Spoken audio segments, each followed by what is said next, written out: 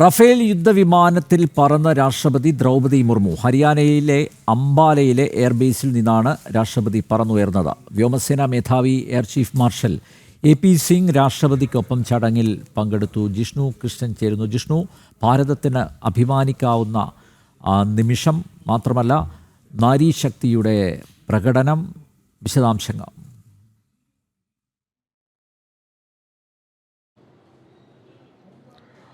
അനിൽ നമ്പ്യാർ സൂചിപ്പിച്ചതുപോലെ രാജ്യത്തിന് അഭിമാനമായാണ് രാജ്യത്തിൻ്റെ സർവ്വസൈന്യാധിപ ഇന്നിപ്പോൾ റഫേൽ യുദ്ധവിമാനത്തിൽ പറന്നിട്ടുള്ളത്. അംബാല വ്യോമതാവളത്തിൽ നിന്നാണ് റഫേൽ യുദ്ധവിമാനത്തിലേക്ക് രാഷ്ട്രപതി ദ്രൗപദി മുർമു എത്തിയത്.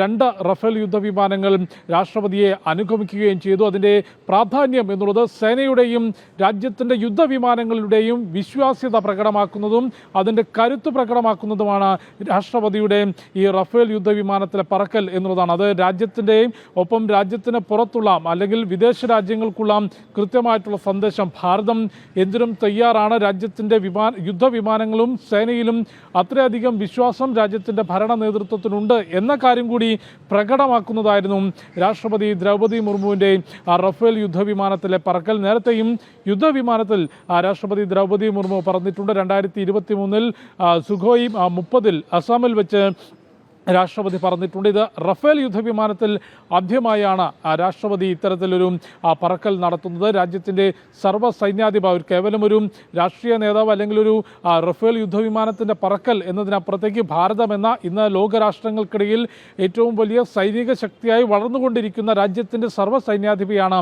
റഫേൽ യുദ്ധവിമാനത്തിൽ പകർന്നത്. അതും അടുത്തിടെ ഉണ്ടായിട്ടുള്ള പാകിസ്ഥാനുമായി ഉണ്ടായിട്ടുള്ള ഓപ്പറേഷൻ സിന്ദൂർ പഹൽഗാം ഭീകരാക്രമണത്തിന് ഭാരതം മറുപടി നൽകിയപ്പോൾ അതിന് കുന്തമുനയായി നിന്നിട്ടുള്ളതും റഫേലാണ്. ആ റഫേലുകൾ പറന്നുയർന്നത്, റഫേൽ യുദ്ധവിമാനങ്ങൾ പറന്നുയർന്നത് ഹരിയാനയിലെ അംബാലയിലെ വ്യോമതാവളത്തിൽ നിന്നായിരുന്നു. അതേ വ്യോമതാവളത്തിൽ നിന്ന് അതേ റഫേൽ വിമാനത്തിൽ ഭാരതത്തിൻ്റെ സർവ്വസൈന്യാധിപ ഇന്ന് ഇത്തരത്തിലൊരു പറക്കൽ നടത്തുമ്പോൾ അത് കൃത്യമായി രാജ്യത്തിൻ്റെ സേനയിലും യുദ്ധവിമാനങ്ങളിലുമുള്ള വിശ്വാസ്യതയും കരുത്തും ലോകത്തിനു മുൻപിൽ പ്രകടമാക്കുന്നതാണ്. അനിൽ നമ്പ്യാർ. റഫാൽ യുദ്ധവിമാനത്തിൽ പറന്ന് രാഷ്ട്രപതി ദ്രൗപദി മുർമു ഹരിയാന അംബാലയിലെ എയർബേസിൽ നിന്നാണ് രാഷ്ട്രപതി പറന്നുയർന്നത്. വ്യോമസേനാ മേധാവി air chief marshal AP Singh രാഷ്ട്രപതിക്കൊപ്പം ചടങ്ങിൽ പങ്കെടുത്തു. ജിഷ്ണുവാണ് വിശദമായ വിവരങ്ങൾ നൽകിയത്.